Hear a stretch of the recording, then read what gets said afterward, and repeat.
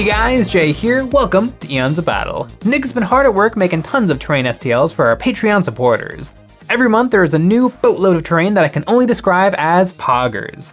And one of my favorites are these sci-fi vending machines. The design is inspired, but to see them truly come to life, they need to be painted. I want these machines rusty, so a light gray prime was in order. I used some silly putty to protect the screens from the next few steps. Then I doused the models with some orange paint. Then I spritzed on some red paint, but I pressed my finger into the wet paint to create a mottled, broken appearance. I want my rust to look authentic.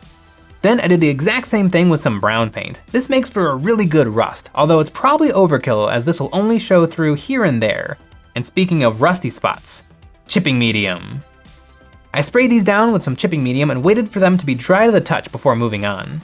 I want one machine to be white and one machine to be black, so I'm gonna use a gradient of grays to achieve this.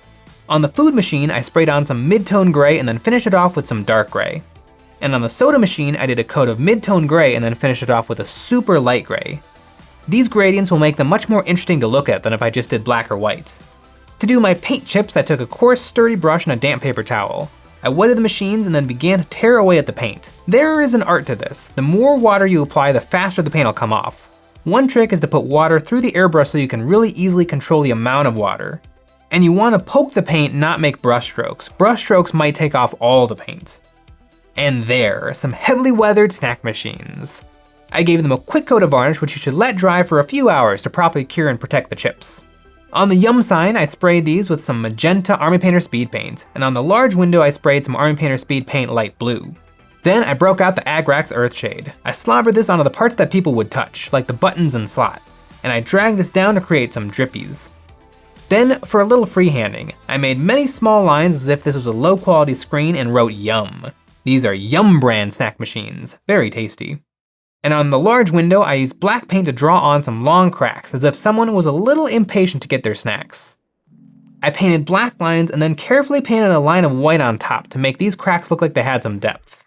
Then I took my airbrush and sprayed a little white paint to make it look like the Yum sign was glowing. And then to further sell this glow, I painted white spots. These are the cheap bulbs that make the Yum sign glow. Don't these vending machines look enticing? I know I want to put my change in and get some grim dark snacks. They would look right at home in some factory or hab block in any sci-fi universe. Stuff like this is so important for selling a board. You'll always need buildings and bunkers, but it's the little things like this that make a tabletop wargaming board feel like a real lived-in place, and whisk you away into a fictional universe instead of your buddy's basement. I hope you guys enjoyed the video, and as always, thanks for watching.